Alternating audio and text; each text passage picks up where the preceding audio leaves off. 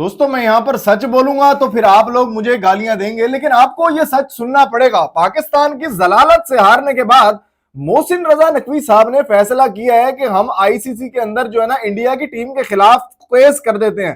पहली बात तो यह है आप अपनी टीम को संभालिए, पहली बात तो यह है कि आप अपने ओपनर्स को देखिए, फिर दूसरी बात यह है कि आप अपने बॉलर्स को देखिए, फिर तीसरी बात यह है कि आप अपनी टीम के एग्रेशन को देखिए, उसके बाद आप केस करने का सोचिए। यहाँ पे बात जो मैं करने जा रहा हूं वो बहुत ज्यादा कड़वी है।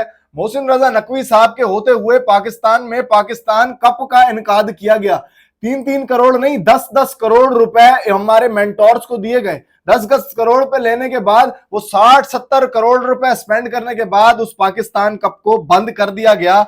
ये है रियलिटी। मोहसिन रजा नकवी साहब ने बेशक पाकिस्तान में क्रिकेट के लिए बहुत ज्यादा इकदाम किए हैं, मैं उस चीज को सराहता हूं। स्टेडियम्स बनाए, इंडिया के साथ स्टैंड लिया, अच्छी बात है, लेकिन आपने क्रिकेट के लिए उन लोगों की बात सुनी जिनको आपकी बात नहीं सुननी चाहिए थी। उन क्रिकेटर्स ने आपको कहा सर ये वाली चीज ठीक नहीं है, आपने कहा ओके।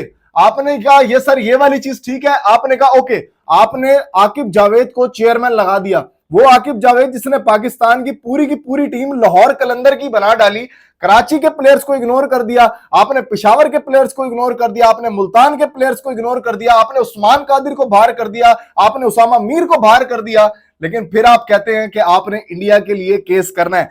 आप कुत्ते की तरह हार गए, जलील होकर आप हार गए, अवाम आपकी रोती रही, लेकिन आपने कहा कि चले यार कोई बात नहीं, इंडिया ने हाथ नहीं मिलाया तो सर कोई बात नहीं, हम उनके खिलाफ केस कर देते हैं। आपको फ्रस्ट्रेशन निकालने के सिवा कुछ नहीं मिला तो आपने कहा चले हम केस कर देते हैं। सर उन्होंने आपको छितर मारे, उल्टा करके आपको छितर मारे। आपका क्या हुआ?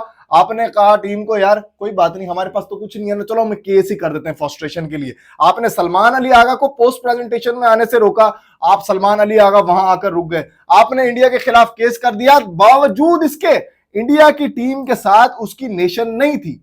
इंडिया की टीम के साथ आधे लोग उनका बायकॉट कर रहे थे। इंडिया की नेशन जितनी मर्जी गद्दार हो, लेकिन वो पाकिस्तान के खिलाफ आपके खिलाफ हमेशा एक होती है। उन्होंने पहले अपने सोल्जर्स के लिए स्टैंड लिया, उसके बाद अपनी टीम को उन्होंने सपोर्ट किया। भले उन्होंने दोगलापन दिखाया, लेकिन उनकी टीम परफॉर्म करके कर गई।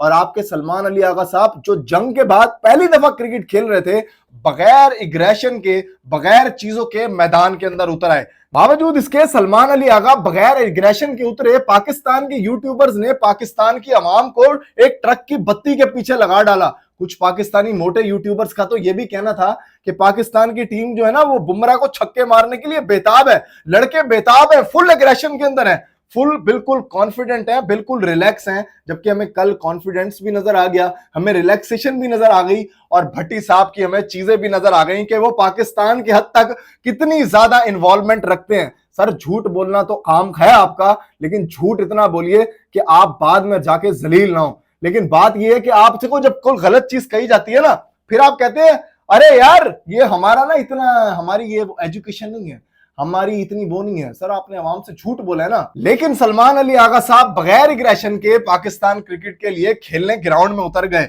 उसके बाद मुझे तनवीर अहमद की वो बात याद आ गई जब तनवीर अहमद ने कहा था अगर इंडिया की टीम हार गई ना तो ये बहुत बड़ा अपसेट होगा। आपके मेजॉरिटी क्रिकेटर्स को पता था आपने हारना है, लेकिन आपने पाकिस्तान का कप का नाम लेकर एक टोपी बनाई पाकिस्तान को कि पाकिस्तान में एक नया टैलेंट आएगा। कौन सा नया टैलेंट पाकिस्तान ने जरा हंट किया है, जरा हमें बता दीजिए। अगर नहीं किया हंट तो भाई आपके नसीब में ना सिर्फ केस करना ही है। आप सिर्फ अदालतों के चक्कर लगवाएं दूसरों को, क्योंकि क्रिकेट आपसे नहीं खेली जाएगी।